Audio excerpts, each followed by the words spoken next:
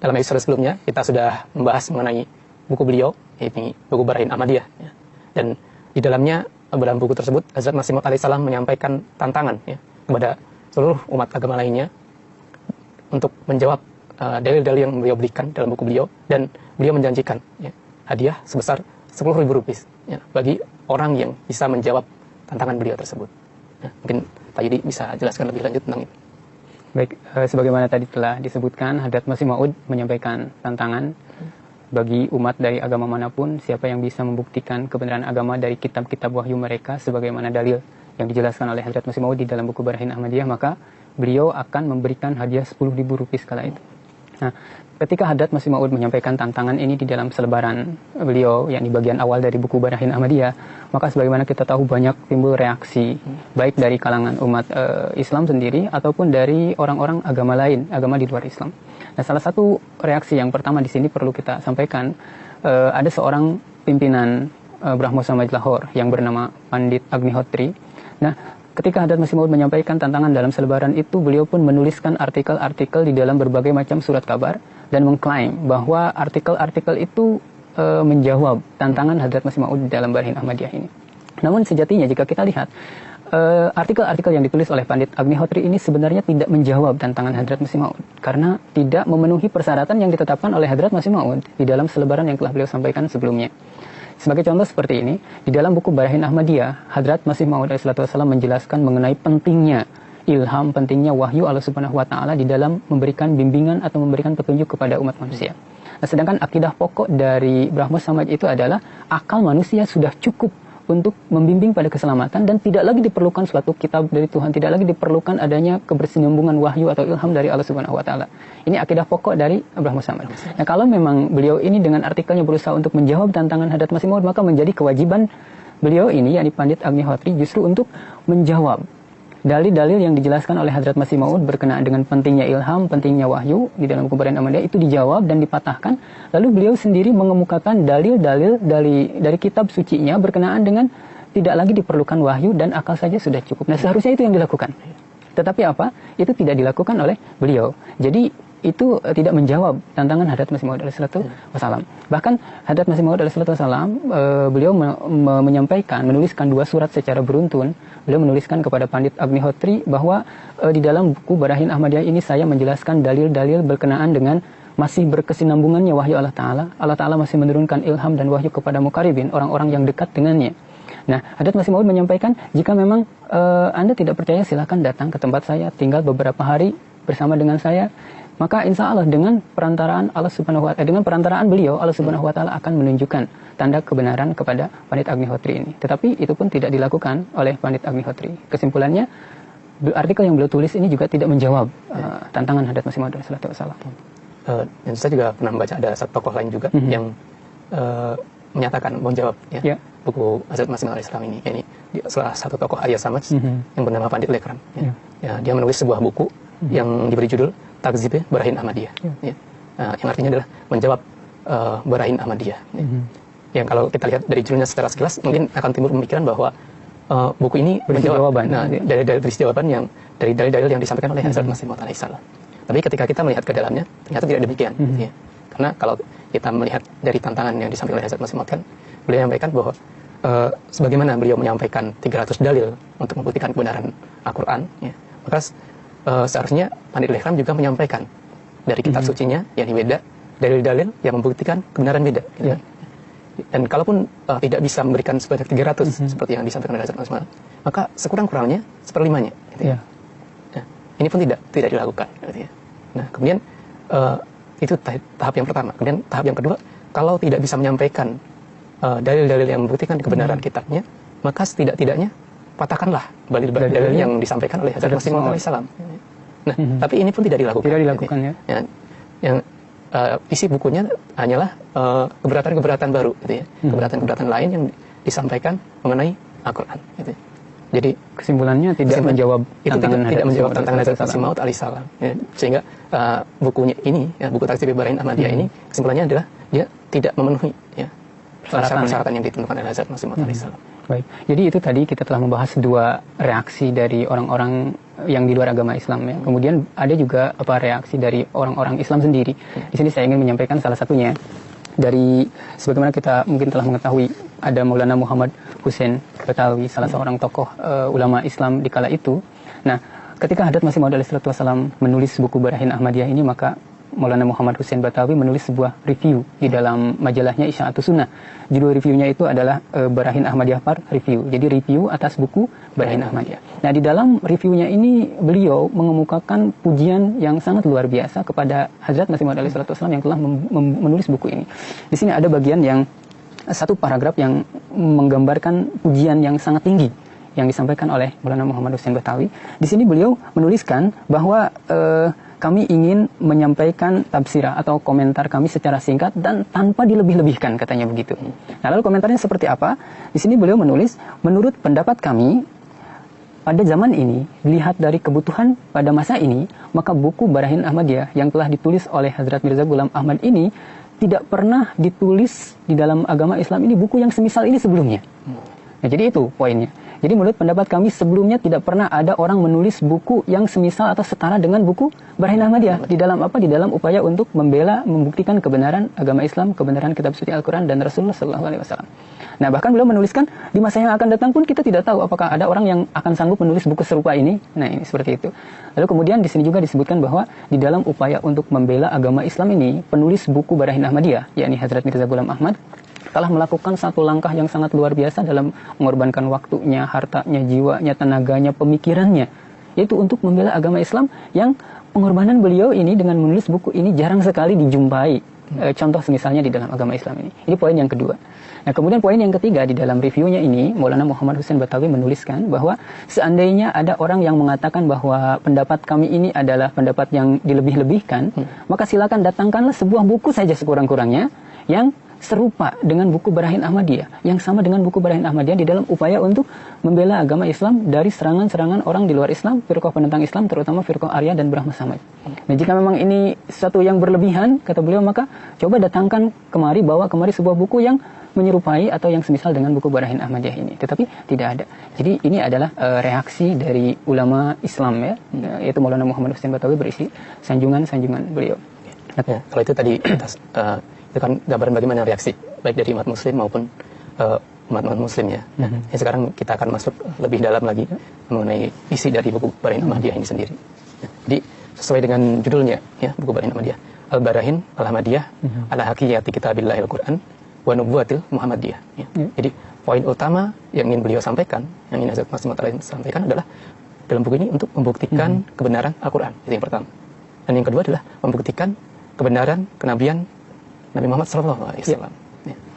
Ya, di dalam buku ini sebagaimana tadi dijelaskan, Hadrat Masih Maud menjelaskan dua jenis penjelasan atau dua jenis dalil. Yang pertama beliau menyampaikan bahwa di dalam kitab suci Al-Quran ini setiap halnya itu dikemukakan secara logis, akli, bisa diterima oleh akal, dan Al-Quran mengemukakan ajaran-ajaran yang diperlukan bagi keselamatan manusia.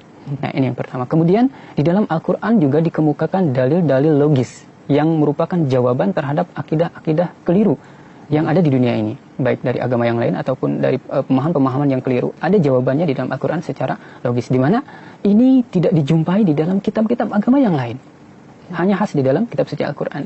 Ini yang pertama dijelaskan oleh beliau. Kemudian yang kedua, beliau pun memberikan sebuah penjelasan bahwa Allah Subhanahu wa Ta'ala dari masa ke masa, setiap waktu, di setiap tempat, senantiasa menganugerahkan pintu mukalamah, tajaliyat, penampakan dirinya, kemudian wahyu, ilham kepada orang-orang yang mengikuti kitab ini, yakni mengikuti kitab suci Al-Quran dari masa ke masa.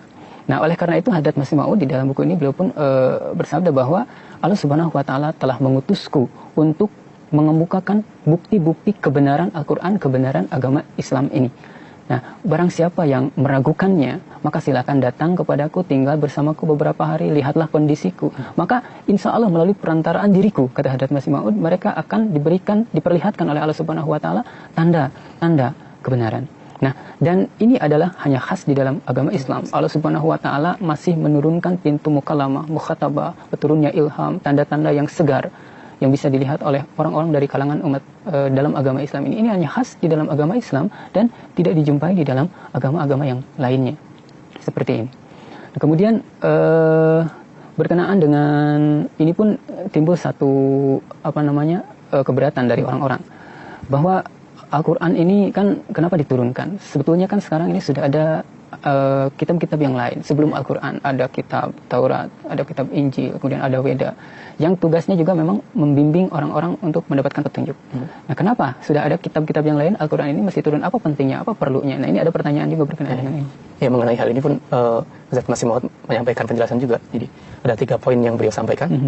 Nah, poin yang pertama adalah kenapa harus ada Al-Quran walaupun sudah ada kitab-kitab sebelumnya. Nah, yang pertama adalah karena kitab-kitab yang sebelumnya ini tidak pernah, masih ada kekurangan-kekurangan. Dan kitab itu sendiri tidak pernah menyatakan bahwa ajarannya sudah sempurna. Tidak ada pernyataan bahwa ajarannya sebelumnya bahwa ajarannya sudah sempurna. Bahkan di dalam kitab sebelumnya itu terdapat nubuatan bahwa akan datang nabi lain, seorang nabi kamil, seorang nabi sempurna yang membawa ajaran yang sempurna. Contohnya di dalam Injil, kitab Yohanes pasal 16 ayat 12 sampai 13 itu mengabarkan kedatangan orang lain. Situ disebutkan Yesus berkata kepada murid-muridnya bahwa masih banyak yang ingin aku sampaikan kepada kamu, tetapi kamu belum mampu menanggungnya. Tapi nanti akan datang seseorang roh kebenaran, dan dia akan menyampaikan kebenaran-kebenaran. Ini poin pertama ya, kenapa Al-Quran perlu turun ya. Kemudian poin yang kedua adalah Al-Quran perlu turun karena dunia ini memerlukan satu kitab yang memberikan jawaban-jawaban yang masuk akal terhadap masalah-masalah ketuhanan dan berbagai masalah lain yang sering diajukan kepada berbagai agama. Al-Quran mampu memberikan itu. Al-Quran mampu memberikan itu, dan ini tidak mampu diberikan oleh kitab-kitab yang lainnya. Justru di dalam kitab-kitab itu sendiri mereka tidak mampu menjawab keberatan-keberatan terhadap kitab mereka. Contohnya dalam Injil, Kristen mengajarkan tentang Trinitas, 3 oknum yang menjadi satu. Nah, kitab Injil sendiri tidak bisa menjawab hal ini, tidak bisa memberikan jawaban yang masuk akal, yang bisa diterima oleh manusia, Bahkan tokoh-tokoh ahli kekristenan sendiri, mereka banyak, yang mereka sendiri notabene adalah orang Kristen, mereka banyak yang menolak akidah ini, karena mereka tidak bisa menerimanya. Itu kedua ya. Itu poin yang kedua. Nah, kemudian poin yang ketiga adalah kenapa Al-Quran perlu turun? Karena kitab-kitab yang sebelumnya mereka sudah banyak mengalami perubahan, tahrif tahrif, perubahan, dan di dalamnya banyak masuk pemikiran-pemikiran manusia. Karena itu manusia memerlukan satu kitab yang itu adalah seutuhnya dari awal sampai akhir adalah firman Allah Ta'ala. Ya, jadi itu tadi 3 penjelasan Hadrat Masih Maud mengapa Al-Quran diturunkan padahal sudah ada kitab-kitab yang lainnya, sudah sangat jelas beliau jelaskan. Kemudian berkenaan dengan masih buku Barain Ahmadiyah ini, sebagaimana tadi judulnya adalah untuk membuktikan kebenaran kitab suci Al-Quran dan kenabian Rasulullah SAW. Hadrat Masih Maud Wasallam, beliau pun di dalam buku ini memberikan dalil atau penjelasan-penjelasan yang sangat mendasar, yang sangat pokok, yang sangat masuk akal berkenaan dengan kebenaran kitab suci Al-Quran. Salah satu dalil atau penjelasan yang beliau sampaikan adalah Rasulullah SAW, beliau mengemukakan kitab suci Al-Quran kepada dunia sebagai kalam Allah. Beliau mengatakan bahwa ini bukanlah perkataan diriku sendiri, melainkan adalah kalam Allah Subhanahu wa Ta'ala, dan aku mengemukakan hal ini kepada kalian sebagai utusannya, sebagai utusan Tuhan. Nah, Rasulullah SAW sendiri, kalau kita lihat dari background beliau ini adalah seorang yang kita tahu ummi, artinya tidak bisa membaca dan menulis, tidak pernah berguru kepada seorang guru pun, tidak pernah bergaul dengan ahli filsafat manapun. Beliau ini, intinya beliau ini seorang yang ummi, tetapi bagaimana kita lihat beliau mengemukakan kepada dunia sebuah kitab yang di dalamnya berisi dalil-dalil yang bisa diterima secara akal, dalil-dalil yang bisa dicerna oleh logika manusia. Kemudian juga dalil-dalil yang berisi dengan keunggulan-keunggulan yang melampaui kitab-kitab yang lainnya. Nah, padahal beliau adalah seorang yang ummi. Jadi ini membuktikan bahwa apa yang dikemukakan oleh beliau, yakni kitab suci Al-Quran ini semata-mata merupakan kalam Tuhan, benar adalah kalam Tuhan. Karena tidak mungkin seorang yang ummi sanggup untuk mengemukakan kitab dengan kesempurnaan serupa itu. Tiada lain kecuali ini adalah pertolongan Tuhan dan merupakan kalam Tuhan. Ini dalil yang pertama berkenaan dengan kebenaran kitab suci Al-Quran yang dijelaskan oleh Hadrat Masih Maud. Lalu ada dalil yang kedua. Nah, ketika Al-Quran ini dikemukakan sebagai kalam Tuhan, kala itu di negeri Arab saat itu, maka timbul penentangan-penentangan dari orang-orang. Kemudian orang kafir Quraisy saat itu mereka bertekad sekuat tenaga untuk menghapuskan kalam Allah Ta'ala ini dari muka bumi. Mereka ingin menghilangkan, menghapuskan, memusnahkan Al-Quran. Lalu melakukan segala daya upaya menganiaya orang-orang yang mempercayai kitab suci Al-Quran, pengikut Rasulullah SAW. Setiap hari kaum muslimin mendapatkan penganiayaan. Nah, di dalam kondisi serupa itu, saat itu pengikut Islam, pengikut Rasulullah pun masih sedikit dan kondisinya lemah, dianiaya setiap saat. Kemudian orang kafir Quraisy yang dari sisi kemampuan, kekuatan dan kekayaan itu sangat besar, sangat unggul. Mereka menganiaya umat Islam lemah. Tetapi kitab Allah Ta'ala ini, kalam Allah Ta'ala ini mengemukakan bahwa orang-orang yang mengimani kitab ini akan memperoleh kemenangan dan orang-orang yang menentang akan memperoleh kehancuran. Di saat kondisi serupa itu, kondisi kaum muslimin lemah, para penentang kaum muslimin itu dengan berbagai seginya itu unggul, justru kitab atau kalam Allah Ta'ala ini mengemukakan bahwa orang yang lemah ini akan menang. Dan kata mereka, oh ini seperti ujaran seorang yang gila, kata mereka seperti itu. Orang-orang yang menentang mengatakan demikian. Tapi apa yang terjadi? Yang terjadi adalah tepat seperti yang digambarkan di dalam kitab Allah Ta'ala, dalam kalam Tuhan ini. Kaum muslimin memperoleh kemenangan, kita tahu Rasulullah memperoleh Fatah Makkah, kaum kufar Makkah bertekuk lutut dalam artian mereka kalah terhadap umat Islam. Ini merupakan satu bukti yang nyata mengenai kebenaran kitab suci Al-Quran.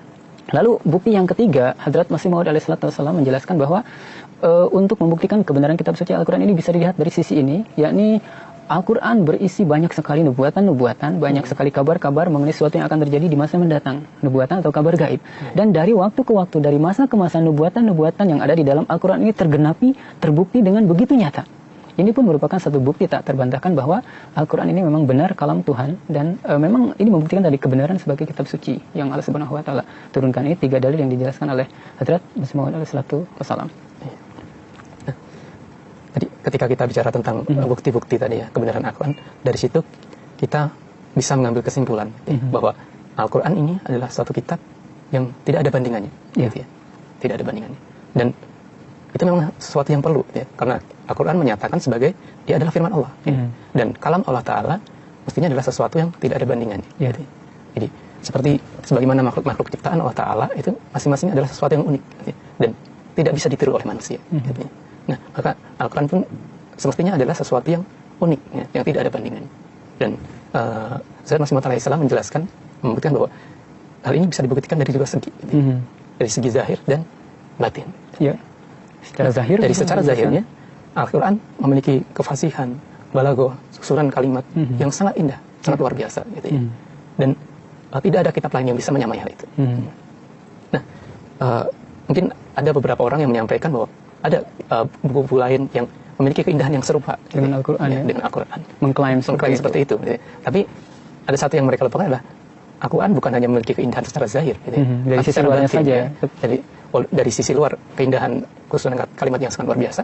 Nah, dari sisi isi Al-Quran mengandung berbagai makrifat ya, yang luar biasa, gitu ya.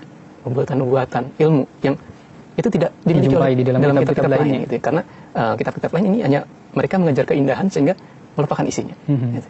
Ini adalah bukti-bukti bahwa Al-Quran itu tidak tertandingi. Ya? Tidak ada tandingannya. Ya, selanjutnya kita juga berbicara berkenaan dengan satu poin lagi. Hadrat Masih Maud menyampaikan di dalam buku ini mengenai mukjizat Al-Quran ini dan pengaruh-pengaruh yang ditimbulkan oleh Al-Quran. Ada satu poin berkenaan dengan mukjizat ini. Hadrat Masih Maud memberikan sebuah penjelasan yang sangat luar biasa.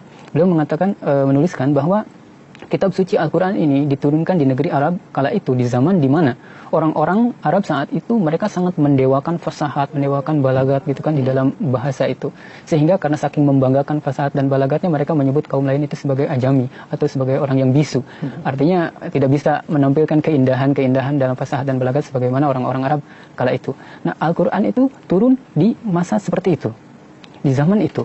Nah, kemudian Hadrat Masih Maud menjelaskan bahwa jika Al-Quran menyampaikan sebuah tantangan, jika memang kalian ini menganggap Al-Quran ini bukan sebuah kalam Tuhan, tetapi sebuah kalam atau perkataan manusia, maka lazimnya apa yang dibuat oleh manusia itu bisa dibuat oleh manusia yang lainnya. Nah, maka di dalam Al-Quran diajukan sebuah tantangan kepada orang-orang yang menganggap bahwa Al-Quran ini bukan kalam Tuhan. Dan jika memang kalam manusia, maka pasti manusia yang lain bisa membuatnya.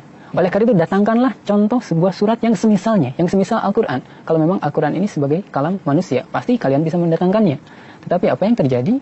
Tidak ada yang sanggup. Orang-orang di kala itu pun tidak ada yang sanggup menampilkan contoh yang semisal Al-Quran. Bahkan mereka mengatakan bahwa kami tidak sanggup memberikan sebuah contoh yang semisalnya. Karena ketidaksanggupan mereka dan keburuk sangkaan mereka itu, mereka mengatakan bahwa Al-Quran ini adalah sebuah sihir. Dan kami tidak bisa melawan sebuah sihir. Ini yang mereka katakan.